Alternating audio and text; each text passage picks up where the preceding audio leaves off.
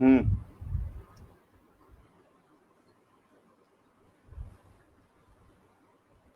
ओम शांति। ओम आज शांति। का सेशन हम अपना सेशन आज का स्टार्ट कर रहे हैं। सभी भाई बहनों से जो हमारे साथ जुड़े हैं उनका हार्दिक अभिनंदन है। इस कार्यक्रम में जो मुख्यतः जीवन की समस्याओं से जुड़ा हुआ है, उनमें जो आज हमारे सामने चुनौतियां हैं उनको कैसे हम हल करें, उनका समाधान कैसे प्राप्त करें। तो जीवन की समस्त चुनौतियों, विशेषकर युवाओं को सामने रखते हुए अरुण भाई जी जो हमारे नॉर्थ जोन के युवा प्रभाग के कोऑर्डिनेटर हैं, जो पिछले 60 वर्षों से अपने अनुभवों से बहुत सारे युवाओं को, युवतियों को सदैव अच्छे अच्छे मार्गदर्शन करते रहते हैं, अच्छे समाधान देते रहते हैं। आज हमारे बीच में हैं। हम उनसे निवेदन करेंगे कि वो आज के इस टॉपिक पर हम सभी को कि हम अपने जीवन की चुनौतियों से कैसे पार पाएं, कैसे समस्याओं का समाधान करें, उस पर प्रकाश डालें।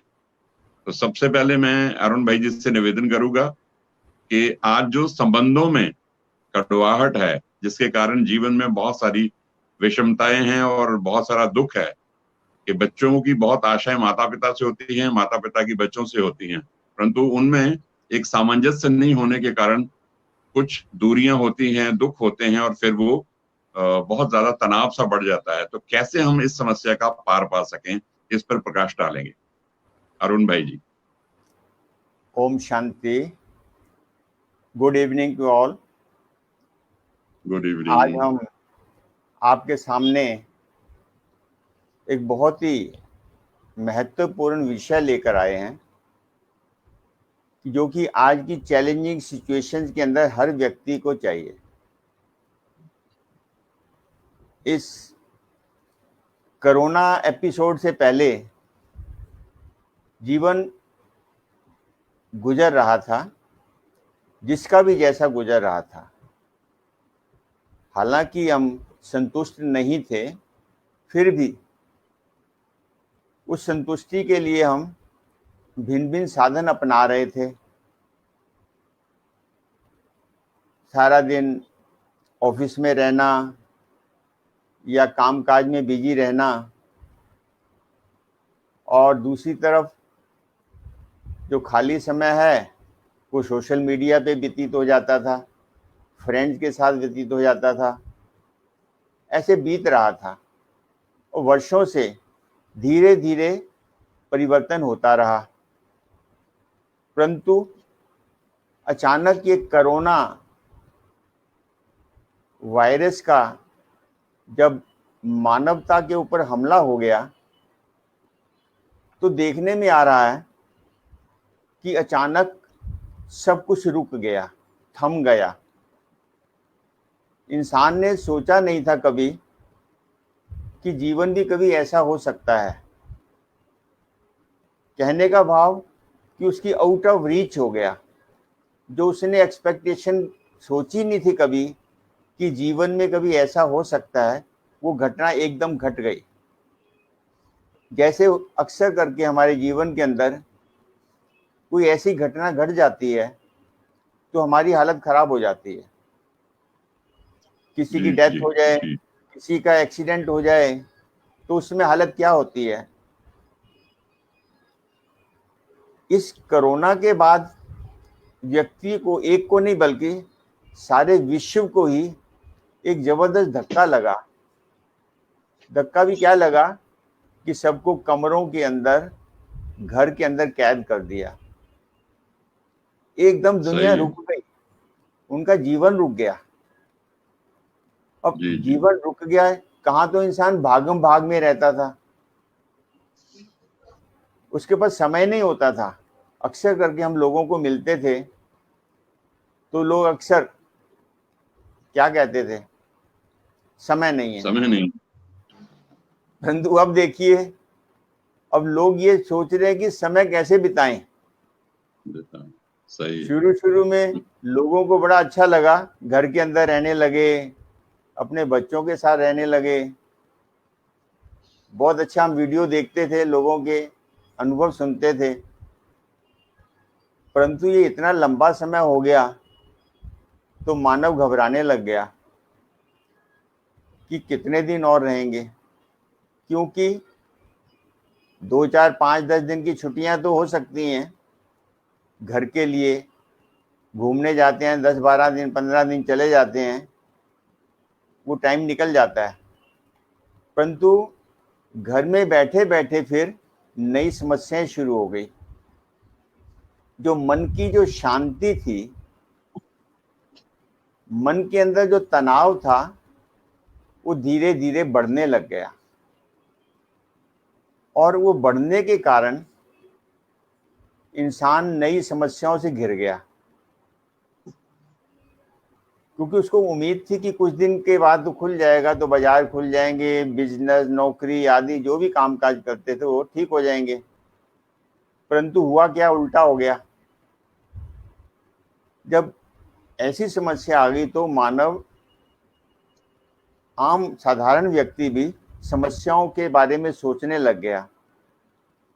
बच्चों को अपनी चिंता होने लग गई, स्कूल की पढ़ाई बंद हो गई, उसके साथ उनके पेरेंट्स को समस्या हो गई कि बच्चों का क्या होगा।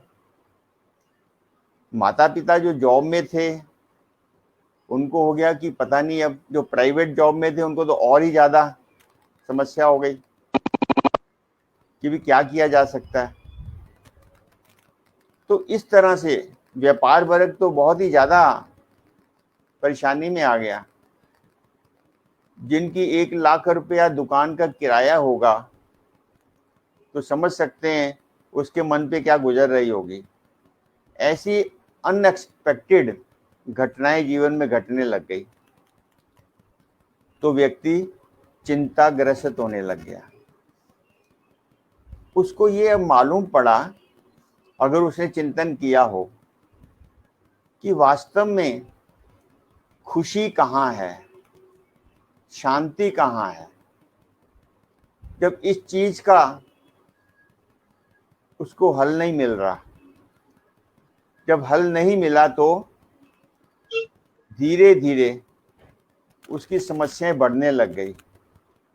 पीछे हम पढ़ रहे थे कि घरों के अंदर हिंसा भी बढ़ गई, बल्कि जी जी जी आपस के अंदर झगड़े शुरू हो गए, क्योंकि कहाँ तो केवल थोड़े समय के लिए मिलते थे परिवार, दिन भर अलग रहते थे, शाम को खाना खाया, टीवी देखा, बस।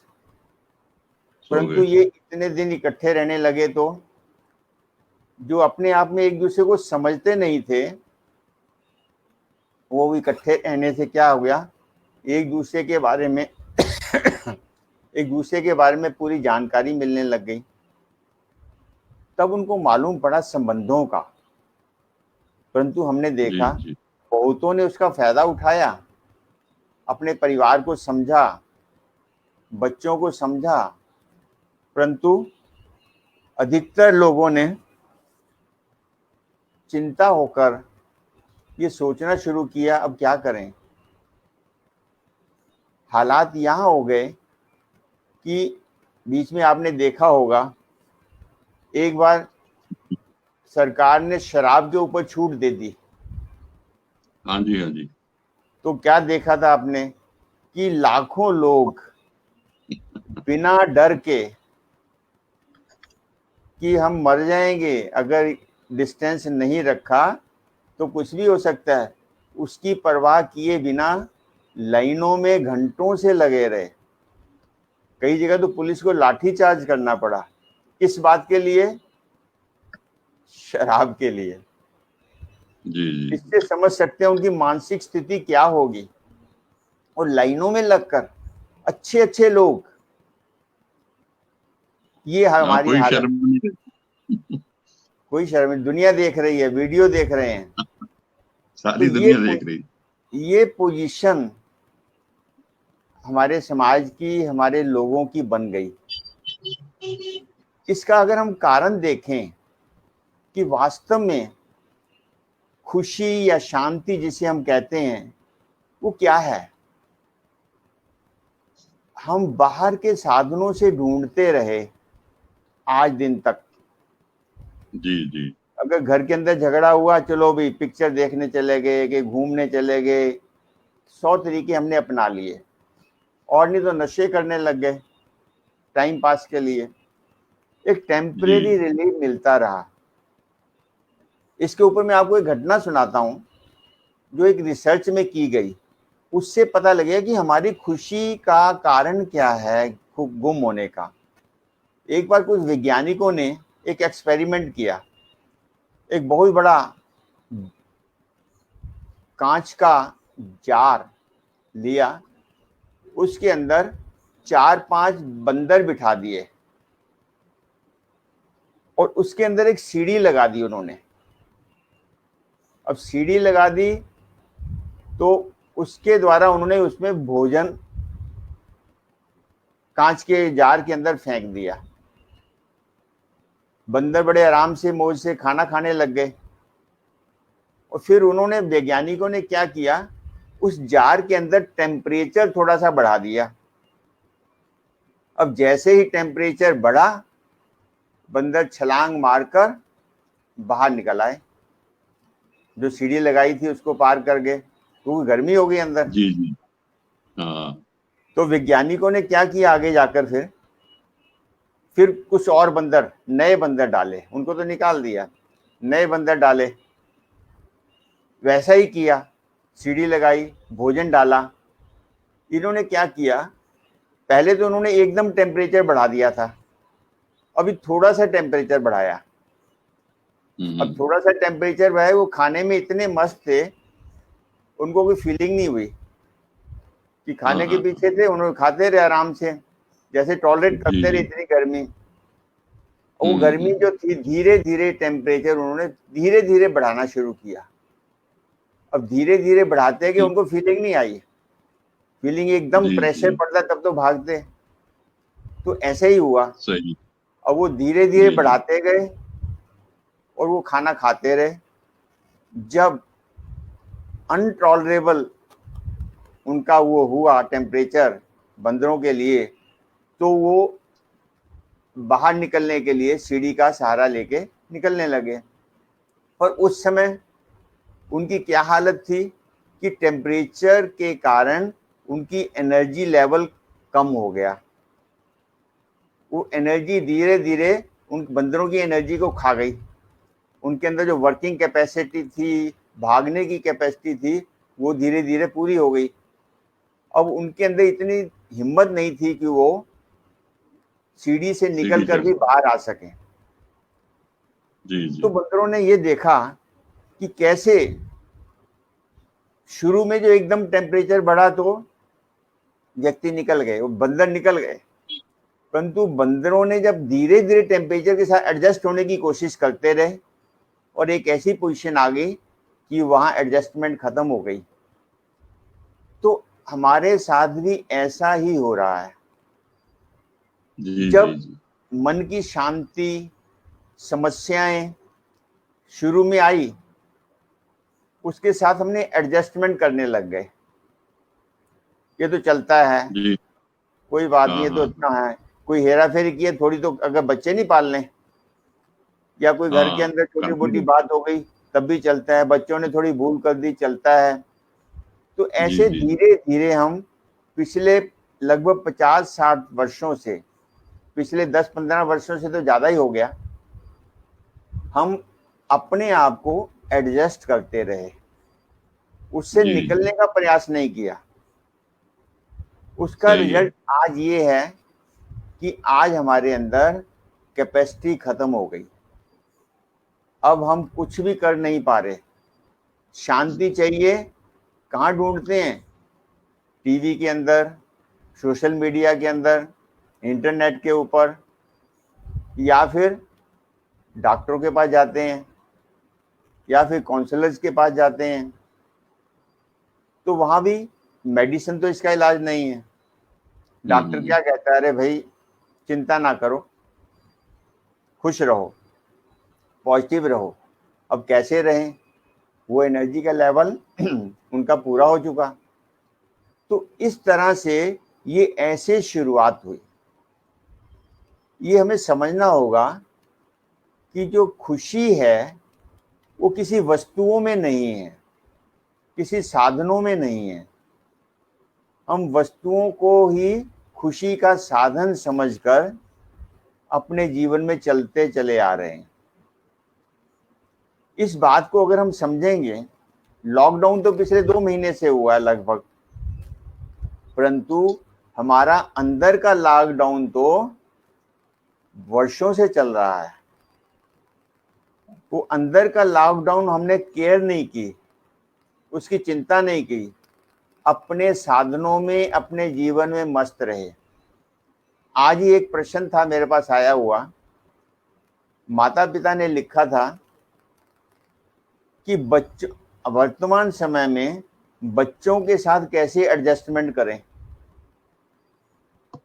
अब बताइए, बच्चों के साथ एडजस्टमेंट करना माता पिता को कठिन लग रहा है, जबकि उनके अपने बच्चे हैं। समस्या है ये तो। उनके अपने बच्चे हैं, उन्हीं ने पैदा किए हैं, उन्हीं के साथ रहे हैं, उन्हीं के घर से खाना खा रहे हैं, उन्हीं की शिक्षा दीक्षा ले रहे हैं, और माता पिता कह रहे हैं कि क्या करें, कैसे एडजस्ट हो, क्या किया जा सकता है। बताओ आप रतन भाई, आप बताओ क्या करें ऐसे हालात के अंदर, माता पिता क्या कर सकते हैं?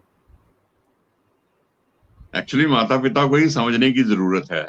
उन्होंने बच्चों को इतना ज्यादा आजादी दे दी, इतना प्यार दे दिया, इतना धन दे दिया, उनकी हर इच्छा को पूरा किया, परंतु उनको मर्यादाएं नहीं सिखाई। मर्यादाओं में अगर कहीं भूल करते हैं तो उनको डांटा नहीं, उनको इस सख्ती से ये जो मॉरल वैल्यूज हैं नहीं दी। और जैसे आपने अक्सर हमें बताया है और अक्सर बड़े लोग कहते हैं, या हमारा अनुभव भी है, कि जब तक माता पिता आदर्श नहीं है तो बच्चे आदर्श कैसे होंगे। टीचर्स आदर्श नहीं है तो वो बच्चों को आदर्श कैसे सिखाएंगे। मैं समझता हूँ सबसे बड़ी बात यही है जो आज की चूक है। क्योंकि देखिए, माता पिता को मैंने उनको ये बताया कि आपने उनको दिया क्या है। जन्म दिया है, कपड़े दिए हैं, धन दिया है, स्कूल दिया है, अच्छी नॉलेज दी है, ट्यूशन दे दिए, रहने के लिए बहुत बढ़िया घर दे दिया, छोड़ने के लिए आप उनको बाइक दे दिया या कारों के अंदर छोड़ के आते हैं, ये सब कुछ दिया। अब एडजस्टमेंट क्यों नहीं कर रहे फिर वो? किसी व्यक्ति के ऊपर इतना कोई एहसान करे, इतना उसके लिए करे, और फिर वो व्यक्ति उसके लिए कुछ ना करे, तो समस्या कहाँ होगी? जरूर वो अंदर की समस्या है। ये बहुत गहरा चिंतन का विषय बन चुका है आज हमारे समाज के अंदर, कि माता पिता अपने ही बच्चों से परेशान हैं। क्यों? जी। बच्चे क्या कहते हैं, मान लीजिए उदाहरण के रूप में लेते हैं, बच्चे हैं घर के अंदर बैठे हुए, जब छोटा बच्चा होता है क्या करते हैं हम? लाड प्यार करते हैं उसको, उसकी छोटी मोटी गलती को हंस के टाल देते हैं। मेरे को किसी ने बताया था कि क्या है, एक छोटा बच्चा जब बचपन के अंदर कोई अपशब्द बोलता है, कोई गाली निकालता है, तो माता पिता खुश होते हैं। जी। हाँ, क्या बोला, हंसते हैं। बल्कि अगर बच्चा कोई छोटा बच्चा कोई, उसको आंख मारना सिखाते हैं, उसको फ्लाइंग किस करना सिखाते हैं, किसको? छोटे बच्चे को। बड़े खुश होते हैं, परंतु वो बचपन के अंदर उसके अंदर वो चीज भरी गई, वो बीज बन गया। अब वो जब बड़ा होगा तो पेड़ बड़ा होगा, अब बड़ा होगा तो क्या करेगा? वो तो वही काम करेगा जो उसने सिखाया हुआ है, जो आप लोगों ने सिखाया है वही काम करेगा ना, वही कर रहा है। फिर कहते हैं एडजस्टमेंट नहीं हो रही। सबसे बड़ा तो कारण यही है कि बच्चों को हम बचपन से ही क्या दे रहे हैं। इस बात को जब वो बच्चा बड़ा बन जाता है तो नेचुरली है, वो क्या कहेगा, यही तो सिखाया आपने हमें, हमने क्या सीखा है? अब वो घर के अंदर बैठे हैं, अगर घर के अंदर बैठे हैं, माता पिता झगड़ा कर रहे हैं, आपस में एक दूसरे को गाली गलौज कर रहे हैं, या आपको याद होगा एक बार हरियाणा के अंदर हम टच द लाइट प्रोग्राम में थे, तो वहां एक बच्चे ने क्या कहा, माता पिता मीट के अंदर क्या कहता है कि अंकल हमें बताओ कि हमारी मम्मी कहती है कि टीवी नहीं देखना, कहती हमारा एक ही कमरा है। अब मम्मी मेरे सामने टीवी देख रही है, मुझे कहती है जा उधर जाके पढ़, मुझे सीरियल देखना है। तो बताइए, तो माता पिता क्या सिखाएंगे, कैसे एडजस्टमेंट होगी? तो इसलिए अगर हम चाहते हैं अपने बच्चों के साथ एडजस्टमेंट, बच्चों के जीवन को बनाना, तो ये हमें बचपन से ही शुरू करना पड़ेगा। तो जब बच्चे बड़े होते हैं उनका कोई साथी नहीं होता। आज ये हालत क्या है बच्चों की, स्टूडेंट्स की क्या हालत है, ये कि उनका कोई गाइड नहीं है, उनके सामने कोई आइडियल नहीं है। सामने आइडियल हो, उसको देखें, तभी तो आगे बढ़ेंगे ना। वो आगे इसलिए नहीं बढ़ पाते, उनको देखने वाला कोई नहीं है। एक बार मुझे याद है कि हम एक कॉलेज के अंदर गए थे, गोल सेटिंग के ऊपर था। तो उसने क्या जवाब बोला था, हमारे से पूछा था कि सर हमें ये बताएं कि who should be my ideal, मेरा आइडियल किसको मैं देखूं। आप कहते हैं कि ऐसे बनो, ऐसे बनो, ऐसे बनो, परंतु हम किसको देख के बने? मैंने उनको बोला कि भी आपके माता पिता हैं, आपके टीचर हैं। वो क्या बोलती है लड़की कि मेरे माता पिता मेरे आइडियल नहीं है, मेरे सपोर्टर हैं, मुझे पूरी हिम्मत देते हैं, मुझे शक्ति दे रहे हैं, मेरा पूरा कोऑपरेट करते हैं, मेरे आइडियल नहीं है। टीचर तो मेरा बिल्कुल आइडियल नहीं है, क्योंकि उनसे संपर्क ही नहीं होता कभी। तो आजकल के एजुकेशन सिस्टम ऐसा बन गया है जिसके कारण कुछ सिस्टम ही चेंज हो चुका है। तो इसलिए हमारे युवाओं के लिए विशेष रूप से ये बड़ी समस्या बनी हुई है। तो हमें क्या करना पड़ेगा फिर युवा पीढ़ी के लिए? अगर हम चाहते हैं कि पीस ऑफ माइंड हो, मन के अंदर शांति रहे, खुशी रहे, विशेष रूप से हैप्पीनेस जिसे हम कहते हैं, हैप्पीनेस हमारी अपनी अंदर की उपज है, बाहर से खुशी कहीं से भी नहीं मिलती। जब इस चीज को हम समझेंगे तो आप देखेंगे, अगर खुशी धन से मिलती, इतने बड़े बड़े जो धनवान हैं वो सदा ही खुश रहते। बिल्कुल गलत है। सबसे ज्यादा परेशान वही हैं, क्योंकि उनको रात को नींद में गोली लेने की जरूरत पड़ती है, तब उनको नींद आती है। जिसको खुशी होगी, जिसको शांति होगी, उसको नींद की समस्या हो ही नहीं सकती। इसलिए इसको हमें अंदर से ढूंढना पड़ेगा। सुबह से लेके शाम तक हम क्या सोचते हैं, क्या देखते हैं, क्या बोलते हैं, इस बात को हमें जानना पड़ेगा। क्योंकि जो हमारे विचार हैं ये एक बीज है, जैसा बीज बीजते हैं वैसा ही हमें फल मिलेगा। ये हमेशा नोट करना चाहिए, हमें ध्यान रखना पड़ेगा कि जैसा बीज बीजेंगे वैसे। जैसे आप सोच लीजिए, अगर आप सेब का बीज बीजते हैं, पौधा लगाते हैं या बीज बीजते हैं कोई भी प्लांट का, उसको उस समय मालूम नहीं होता कि ये पेड़ बड़ा होकर किस प्रकार का फल देगा और कितने एप्पल देगा। लग सकता है पता? नहीं लग सकता, नहीं लग सकता ना।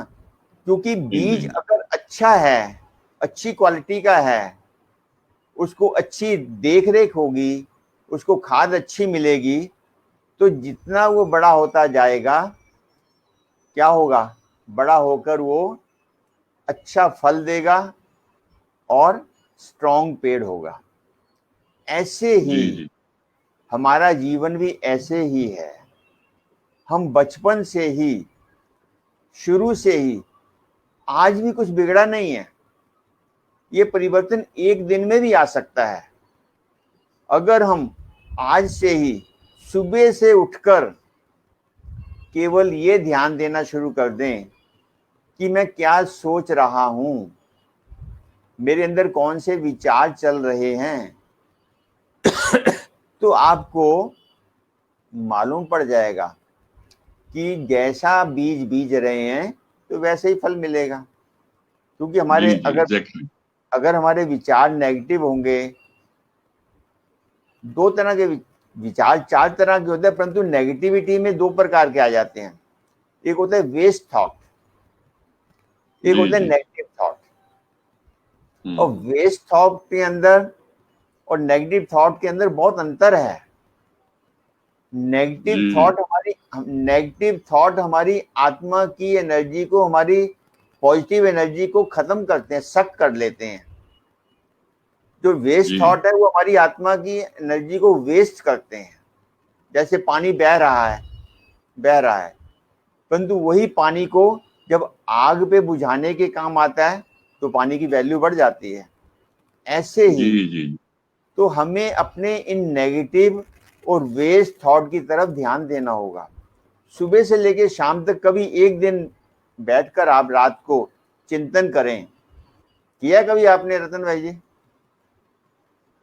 बहुत कम किया। बहुत कम होता है।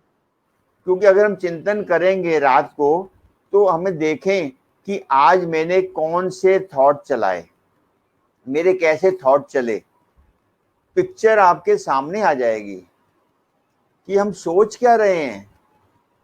सुबह से लेकर शाम तक, रात सोने तक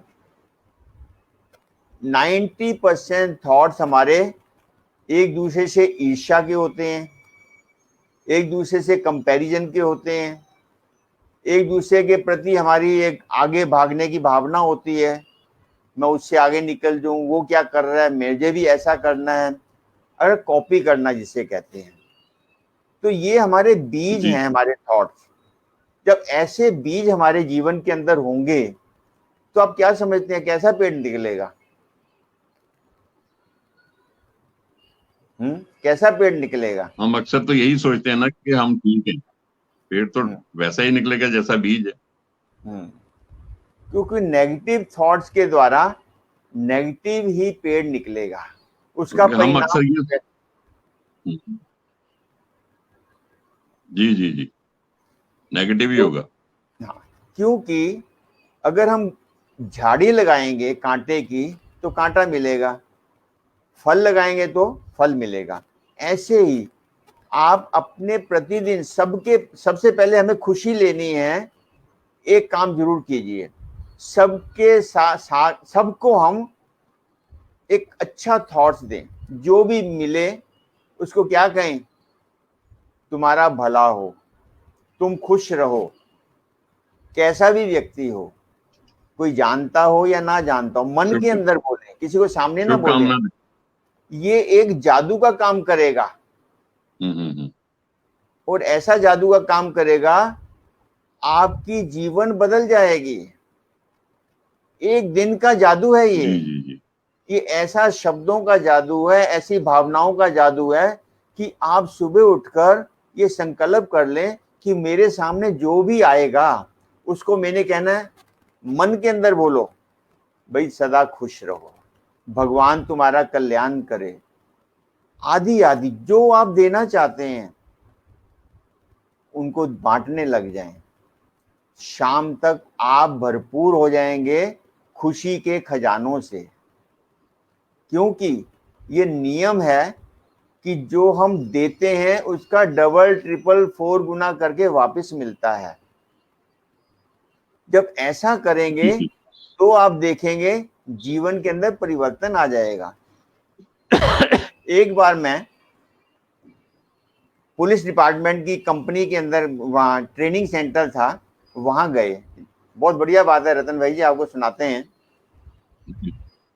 वहां ट्रेनिंग के अंदर सुनाइए। पीस के ऊपर बात चल रही थी, शांति के ऊपर बात चल रही थी, तनाव के ऊपर बात चल रही थी। हुआ क्या, ट्रैफिक पुलिस वाले थे उसके अंदर खड़े हुए, उसके अंदर बैठे थे हॉल के अंदर। एक खड़ा होकर कहता है, सर हमारी तो ड्यूटी ही चौक के ऊपर खड़ी होती है, हम तो सारा दिन टेंशन में रहते हैं।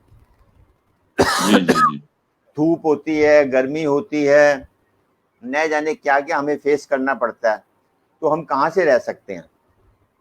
शांति तो हमारे आसपास भी नहीं होती।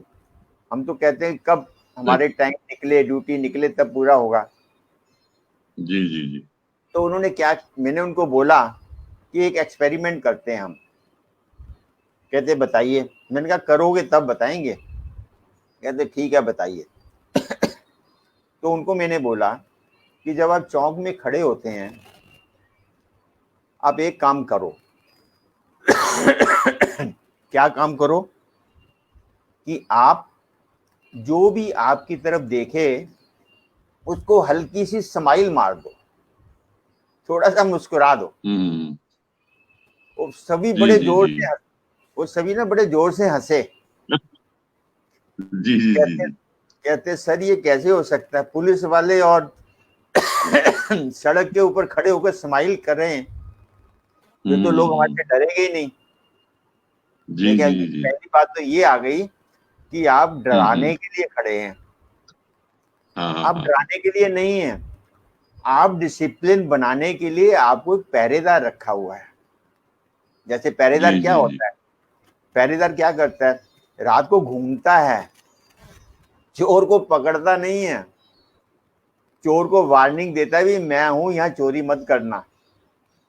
हाँ जी हाँ जी ऐसे ही अगर आप ट्रैफिक पुलिस वाले चौक में खड़े हैं तो आपको डराने की जरूरत नहीं है, आप खड़े होना ही आपका उनके लिए वार्निंग है।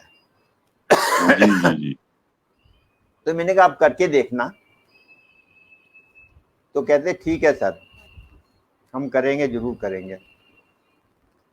तो एक हफ्ते के बाद दोबारा गए हम, जब 1 वीकली सेशन थे वो, तो मैंने उनसे बात करते करते एक अचानक बीच में खड़ा हो गया। कहते सर पिछली बार आपने होमवर्क दिया था वो आपने पूछा नहीं। जी जी जी मैंने कहा मैंने जानबूझकर नहीं पूछा भाई, पता नहीं किया नहीं किया।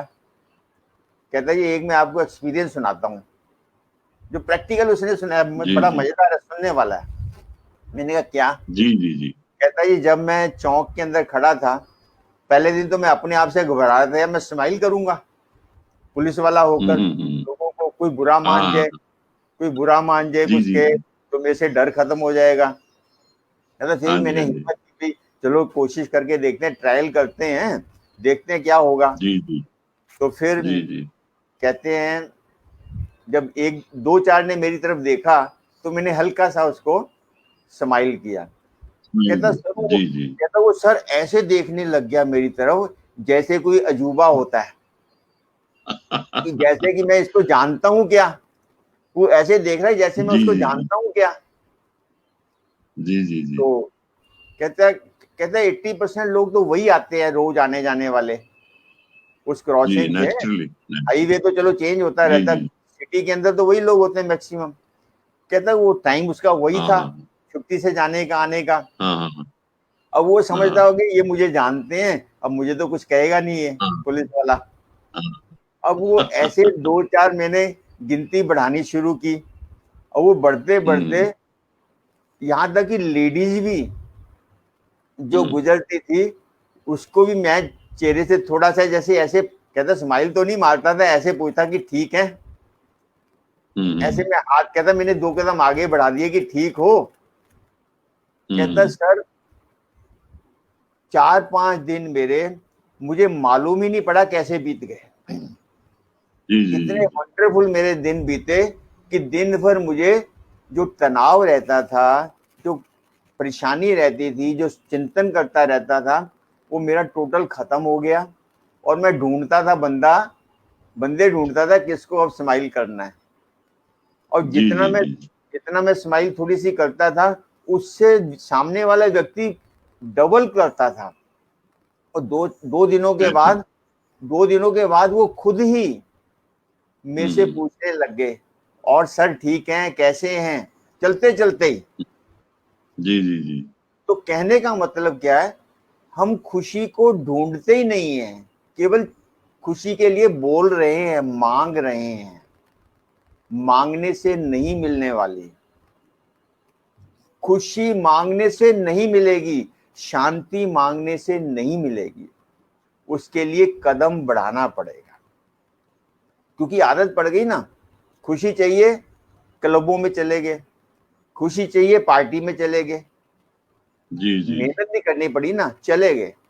परंतु ये खुशी, शॉर्टकट है ना हाँ, परंतु जो परमानेंट खुशी है जिसकी आज सबसे ज्यादा आवश्यकता है वो हमारे इनर पावर में है। अंदर के हमारे लॉक बंद पड़े हैं। जब जी तक जी जी अंदर का लॉकडाउन नहीं खुलेगा, बाहर का लॉकडाउन खुल ही नहीं सकता।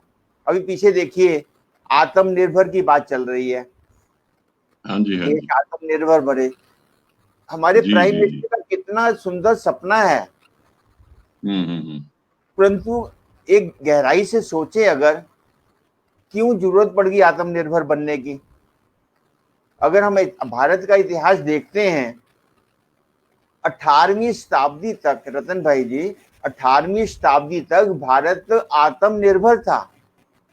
जी जी जी दुनिया आती थी भारत के अंदर, भारत का बिल्कुल कोई भी बिल्कुल बाहर नहीं जाता था। बिजनेसमैन हम्म। कहो, जितने बड़े बड़े राजे महाराजे बिजनेसमैन वो भारत में आए।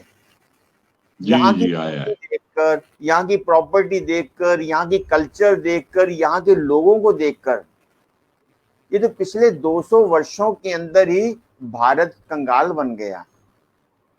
जी जी जी ये इतना जबरदस्त इनिशिएटिव है, परंतु ये सरकार के करने से कुछ नहीं होने वाला है, जी क्योंकि जी जी आत्मनिर्भर तो हमने बनना है ना, जी व्यक्तियों ने जी बनना है, प्रजा ने, हम्म। लोगों ने बनना है। सरकार जी तो हमें जी जी हेल्प हेल्प करेगी, साधन दे देगी, सुविधा दे देगी, वो जी दे देगी, जी जी परंतु आत्मनिर्भर तो मुझे अंदर से बनना है। पहला कदम आत्मनिर्भर का है, अपने आप से बात करनी पड़ेगी कि मैं आत्मनिर्भर कैसे बन सकता हूं। जी नहीं जी तो आज देखिए, जितना धनवान व्यक्ति है, जितना कोई इस तरह से ऐशो आराम वाला है, उतना ही वो नेगेटिव सोचता है। जी अब जी देखिए दुखी है सरकार, उतना ही देखिए अब सरकार है, करोड़ों रुपया दे रही है लोगों को हेल्प के लिए, भी आप बिजनेस शुरू जी करो। जी पर आम हम्म बात, दो चार से बात हुई हमारी, उनके हम्म मन में क्या है कि सरकार से पैसा मिल जाएगा, माना कि वापस ही नहीं देना। ऐसा ही अब सोचते देखिए, हैं ये सोच है। हम्म। बड़ा व्यक्ति होगा तो सोचेगा कैसे मैं टैक्स को बचाऊं। जी जी जी आत्मनिर्भर कैसे बन सकेंगे? जब तक आत्मनिर्भर सच्चाई तो नहीं घर से नहीं बनने वाला। आत्मनिर्भर बनने के लिए हमें अंदर से अपने हम्म। प्रति, देश के प्रति, आज हम देश देश प्रेम कहां करते हैं? शब्दों में देश प्रेम है। एक मुझे घटना याद आती है विवेकानंद जी की। उन्होंने एक बार क्या कहा, एक बार किसी कंट्री के अंदर गए थे, उन्होंने एप्पल खरीदे। सुनना ध्यान से रतन भाई जी, बहुत बढ़िया है देशभक्ति की बात कि जी वो, मैंने सुनी हाँ, है तो अच्छा अच्छा, चलो लोगों के लिए सुनाते जापान हैं। की है हाँ जापान, जापान की है तो जब उसने एप्पल लिए, तो जी एप्पल जी लेके जब वो निकले लिफाफा लेके, तो एक बच्चा भागा भागा आया छोटा सा। जैसे भागा आया तो आकर विवेकानंद जी को बोलता है, सर ये लिफाफा मुझे दे दीजिए। उसने बोला भी क्यों, जी क्या बात है? कहता ये एप्पल मुझे चाहिए। उसने कहा भी वहां हाँ से ले ले दुकान से जाकर। कहता नहीं, यही लिफाफा मुझे चाहिए। तो उसने, विवेकानंद जी थे तो उन्होंने सोचा कोई बात तो जरूर है। उसने उसको बिठाया, बिठाया, रोका, पूछा क्या बात है? हम्म। मैं तुझे बोलता हूँ चल, मैं तुझे दिलवा देता हूँ वहां से जाकर। कहता नहीं, यही लिफाफा लेना है मुझे। तो उसने कहा जी अच्छा जी ठीक जी है, मैं तुझे लिफाफा दे दूंगा, पर तू मुझे कारण बता कि तू क्यों जी लेना जी चाहता है। उसने बोला सर, जब आप एप्पल ले रहे थे, आप बातचीत कर रहे थे आपस के अंदर किसी के साथ, उस दुकानदार ने बीच में कुछ एप्पल खराब डाल दिए, गले हुए, सड़े सड़े हुए थे। तो खाने में डाल दी जब आप अपने देश में जाएंगे, जब वो एप्पल निकलेंगे, तो आप क्या कहेंगे? अरे वो जापान के लोग ऐसे हैं। ये देशभक्ति है। ये कहां से आएगी बिल्कुल अपने देश के अंदर? सरकार नहीं लाने एग्जैक्टली वाली, ये हमारे अंदर से आएगी। जब तक जी इस जी जी तरह से हम आत्मनिर्भर नहीं बनेंगे, कोई धन से हम्म। आत्मनिर्भर नहीं बनने वाला। सरकार तो हाथ जी खोले जी बैठी है, धन की कमी ना हो, साधनों की कमी ना हो, परंतु व्यक्ति की कमी है, अंदर सोच की कमी पड़ रही है। ये कुछ जी जी कारण जी है हमारी खुशी गुम हो गई है, ये कुछ कारण है हमारी हम्म शांति खत्म हो गई है। जब तक हम जी, इसके जी। ऊपर प्रहार नहीं करेंगे, इसके लिए चिंतन नहीं करेंगे, तब तक हम अपने जीवन के अंदर वो नहीं पा सकेंगे जो हमें चाहिए। जो मन की शांति जी। है वो हमारे अंदर ही है, खुशी हमारे अंदर ही है। उसको खुद ही छोटे छोटे स्टेप उठाइए। जैसे मैंने बताया कि दिन भर आप सोचिए आज मुझे किसी के साथ कड़वे शब्द नहीं बोलने हैं, तो क्या होगा? अगर आप कड़वे शब्द नहीं बोले तो क्या बोलेंगे? या तो आप चुप रहेंगे या अच्छे या शब्द मीठे बोलेंगे। शब्द। तो जी, जी। तो परिवर्तन शुरू हो जाएगा। ऐसे धीरे धीरे हम परिवर्तन शुरू करेंगे तो हम समझते हैं अपने जीवन में हम आगे बढ़ सकते हैं। तो इस विषय को हम यहीं पूरा करते हैं। तो बहुत बहुत कल हम धन्यवाद। फिर इसको हम और आगे बढ़ाएंगे, इसी विषय को, कि हम जी, जी। अपने जीवन की लाइफ को कैसे डिजाइन करें ताकि हमारे जीवन के अंदर वो चीज हमें मिल जाए जो हमारे देश को चाहिए, जो हमें चाहिए, हमारे परिवार को चाहिए, बच्चों को चाहिए और हमारे समाज को चाहिए। अगर ऐसा हम धीरे धीरे छोटे छोटे स्टेप उठाएंगे तो नेचुरली है हमारे जीवन में वो खुशी आ सकती है। आज के समय के अंदर सबसे ज्यादा जरूरत खुशी की है, शांति की नहीं है, जी, खुशी जी। की है। शांति में तो खुशी की। कमरों में बंद बैठ गए हैं, शांत हो गए हैं, हम्म। परंतु खुशी चाहिए। खुशी के लिए दूसरों के बारे में अच्छा सोचना शुरू कर दो, दूसरों के दुआएं देना शुरू कर दो, और मुख से कड़वे शब्द, अपशब्द, ऐसे शब्द जिससे कोई हर्ट हो, ये जो मुख से हम गोलियां चलाते हैं, दूसरा घायल हो जाता है, उसको तो रोक दें कम से कम। तो कम से कम सामने वाले इंजर्ड तो नहीं होंगे, दूसरा दुखी तो नहीं होगा ना। जब दूसरा दुखी नहीं होगा तो हम भी खुश होंगे। इस तरह से हम अपने जीवन में खुशी और शांति को ला सकते हैं। ओम शांति। आज के सेशन के लिए अरुण भाई जी आपका बहुत बहुत धन्यवाद। आपने इतना लंबा समय निकालकर हमें अच्छे से शांति और खुशी कैसे प्राप्त करें उसके बारे में बताया। हमारे साथ इस समय लाइव जो जुड़े हुए भाई बहन हैं उन सभी का भी अभिनंदन है, हार्दिक धन्यवाद। कल हम अगले सेशन में अगली बात लेके आएंगे। ओम शांति, धन्यवाद।